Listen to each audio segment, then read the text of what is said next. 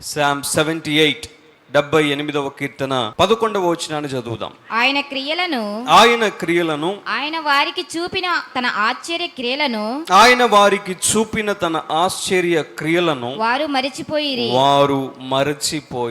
ఇక్కడ మనం చూడగలిగితే ఈ యొక్క కీర్తన ప్రాముఖ్యంగా హిస్టారికల్ సామర్ అంటారు, అంటే చారిత్రాత్మక కీర్తనగా ఈ యొక్క కీర్తనను పరిగణిస్తారు. కారణం ఏంటి అని అంటే ఈ యొక్క చరిత్ర ఎవరి గురించి అని మనం ఆలోచన చేయగలిగితే ఇశ్రాయేలు ప్రజల యొక్క చరిత్ర, వారు ప్రారంభంలో ఐగుప్తులో వారు ఏ విధంగా ఉన్నారో, దేవుడు ఏ రీతిగా వారిని విడిపించారో, ఏ విధంగా అరణ్యములో వారికి తోడుగా ఉన్నారో, అనేక క్రియలు, ఆయన ఆశ్చర్య కార్యాలు, వారి యొక్క చరిత్ర మొత్తాన్ని కూడా తెలియజేసేటువంటి కీర్తనగా ఈ యొక్క కీర్తన ఉంది. అయితే వారు అని మనం చదివినటువంటి వారు ఎవరు అని అంటే దేవుని పిల్లలు, ఆయన ప్రజలు ఎవరో చెప్తారా? ఇజ్రాయేలు ప్రజలు కదా. దేవుడు ఎన్నుకున్నటువంటి ప్రజలు, ఇజ్రాయేలు ప్రజలు, వారు ఏం చేశారు అని మనం చూడగలిగితే వారు ఆయన క్రియలను, అదేవిధంగా తన ఆశ్చర్య క్రియలను వారు ఏం చేశారంటే మరచిపోయారు. దేవుని యొక్క కార్యాలు, ఆయన చేసిన అద్భుతాలు, వారి ఎడల ఆయన చూపించిన ప్రేమ, ఆయన కనికరం, ఆయన వాత్సల్యత సమస్తమును ఆ యొక్క ఇజ్రాయేలు ప్రజలు ఏం చేశారు అని అంటే వారు పూర్తిగా మరిచిపోయినట్లు ఈ యొక్క కీర్తనకారుడు రాస్తూ ఉన్నాడు. అనేక మంది ఈ భూమి మీద ఉన్నాం. ప్రతి మనిషికి కూడా దేవుడు జ్ఞాపక శక్తిని అనుగ్రహించాడు. ప్రతి మనిషి కూడా జరిగిన విషయాలన్నీ కూడా గుర్తుపెట్టుకోగలం. ఖచ్చితంగా ఈ దేవుని సన్నిధిలో ఉన్న మనందరికీ కూడా దేవుడు మంచి జ్ఞాపక శక్తి ప్రతి ఒక్కరికి అనుగ్రహించాడు. ఆయన మనిషితో పాటు అనేక జీవులను ఈ భూమి మీద ఆయన తయారు చేయటం, సృష్టించడం జరిగింది. అయితే ఏ జీవి కూడా మనిషి వలె ఎక్కువ జ్ఞాపక శక్తి కలిగి లేవు అనేటువంటి వాస్తవాన్ని ఈ సమయంలో మనం గుర్తు చేసుకోవాలి. అనేకమైన జీవులు ఉన్నాయి. కుక్క, పిల్లులు, పక్షులు, ఎన్నో జీవులు ఈ భూమి మీద ఉన్నాయి. అయితే వాటి యొక్క జ్ఞాపక శక్తి కేవలం 20 సెకండ్లు, 30 సెకండ్లు, 40 సెకండ్లు, సెకండ్లే. అయితే మనిషి మాత్రం తన జీవితంలో జరిగిన సంఘటనలను జీవితాంతం కూడా గుర్తుపెట్టుకోగలం. మరణించబోయే ముందు వరకు కూడా మన జీవితంలో జరిగిన ప్రతి సంఘటనను కూడా మనం ఏం చేయగలం? గుర్తుపెట్టుకోగలం. మర్చిపోవడానికి ఆస్కారం లేదు. ఆ విధంగా దేవుడు మనిషి మెదడును ఆయన నిర్మించాడు, ఆయన తయారు చేశాడు. ఈ రోజున ఎన్నో పరిశోధనలు మెదడు మీద జరుగుతూ ఉన్నాయి. మన మెదడు ఎందుకు ఇంత షార్ప్గా పనిచేస్తుంది? ఈ రోజున కంప్యూటర్ అంటే చాలా మంది అది చాలా బాగా పనికొస్తుందండి, ఎంతగానో ఉపయోగపడుతుంది, కంప్యూటర్ అనేది చాలా తెలివిగా మనకు సమాధానం ఇస్తుంది అని చెప్తూ ఉంటారు. అయితే మనకు తెలియాల్సినటువంటి వాస్తవం ఏంటి అని అంటే ఆ యొక్క కంప్యూటర్ కూడా కనిపెట్టింది ఎవరు? మనిషే.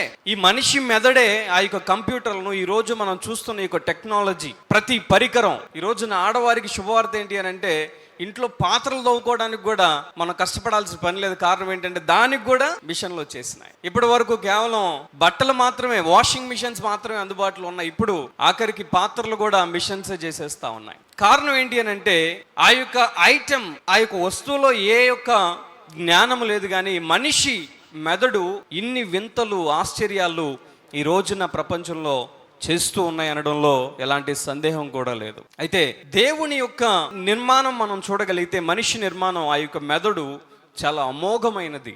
కారణం ఏంటి అని అంటే దీనిలో అనేక విషయాలు మనం స్టోర్ చేసుకోవచ్చు. ఎన్నో విషయాలు స్టోర్ చేసుకోవచ్చు. ఎంతకాలం వరకు మనం వాటిని గుర్తుపెట్టుకోగలం అని అంటే చనిపోయేంత వరకు కూడా మనిషి యొక్క మెదడు జరిగిన సంఘటనలు అన్నీ కూడా గుర్తుపెట్టుకోగలవు. అయితే గుర్తుపెట్టుకోవాల్సిన ఈ మెదడు, ఈ మనిషి మెదడు ఏం చేస్తూ ఉన్నది అని మనం ఆలోచన చేయగలిగితే ఇజ్రాయెల్ ప్రజల్ని పక్కన పెట్టండి. కొంచెం సేపు ఇజ్రాయెల్ ప్రజల్ని పక్కన పెడితే మన జీవితాల్లో కూడా జరిగేటువంటి ఆ యొక్క పరిస్థితి, అనేక విషయాలు మనం గుర్తుపెట్టుకుంటాం. కానీ దేవునికి సంబంధించిన విషయాలు మాత్రం గుర్తుండవు. దేవునికి సంబంధించినటువంటి ఆశ్చర్య కార్యాలు కానీ, ఆయన మన జీవితంలో చేసినటువంటి కార్యాలు, వాటిని మనం ఎక్కువగా గుర్తుపెట్టుకోం. ఒకవేళ తోటి విశ్వాసి కానీ, నువ్వు పనిచేసేటువంటి చోట కానీ ఎవరైనా నిన్ను ఒక్క మాట అంటే, ఒక మాట నీకు వ్యతిరేకంగా అంటే జీవితాంతం గుర్తుపెట్టుకుంటావు. ఆ మాటని మర్చిపోవు. అలాగే మైండ్లో గుర్తుండిపోతుంది. కారణం ఏంటి అని అంటే ఏదో ఒక రోజు ప్రతీకారం తీసుకోవాలి.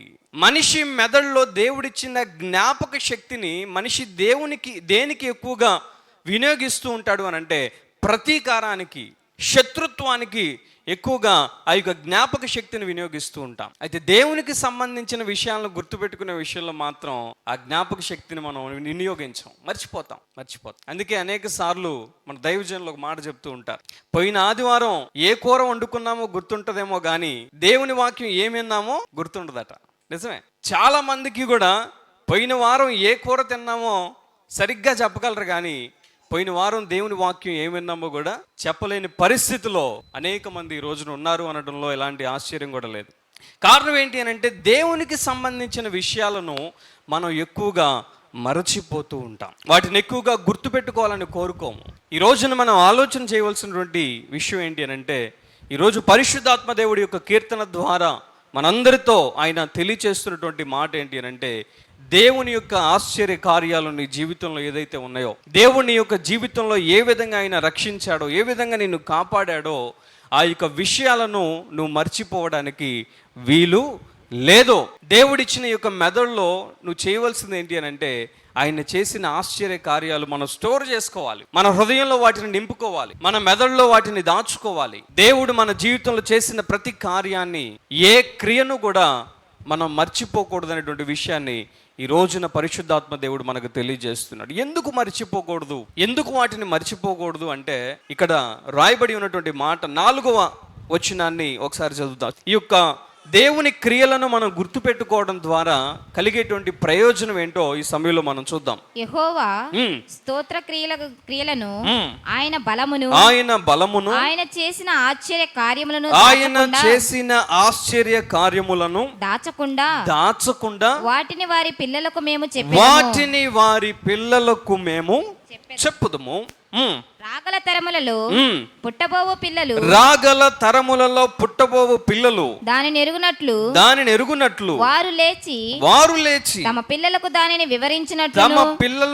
వివరించున్నట్లు వీరును దేవుని యందు నిరీక్షణ గలవారై దేవుని క్రియలను మరవక.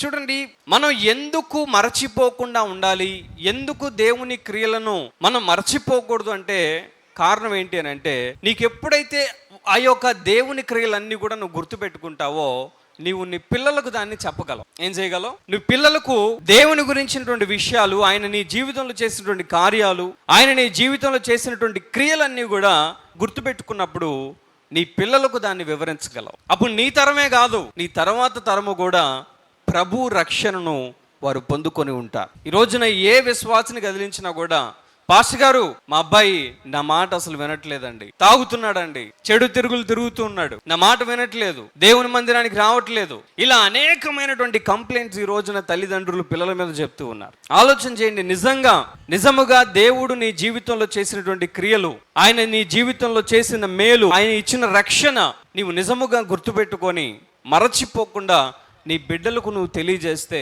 ఖచ్చితంగా నీ బిడ్డలు కూడా విశ్వాసంలోనికి తీసుకొని రాబడతారు. ఒకవేళ నీ పిల్లల కోసం గొప్ప ఆస్తిని నీ తర్వాత వారికి వారసత్వంగా ఇవ్వాలని ఒకవేళ నువ్వు కోరుకుంటున్నావేమో, నువ్వు చనిపోయే ముందు నీ పిల్లలకి ఇది చేయాలి అది చేయాలి అని పరిగెత్తుతూ ఉన్నావేమో, ఈ సమయంలో గుర్తుపెట్టుకో, నీ పిల్లలకి ఏది ఇచ్చినా ఇవ్వకపోయినా నీ పిల్లలకు వారసత్వముగా నువ్వు రక్షణనివ్వు. ఖచ్చితంగా వారిని దేవుడు విడిచిపెట్టడు, వారు కూడా దేవుని ఎప్పుడు కూడా విడిచిపెట్టరు.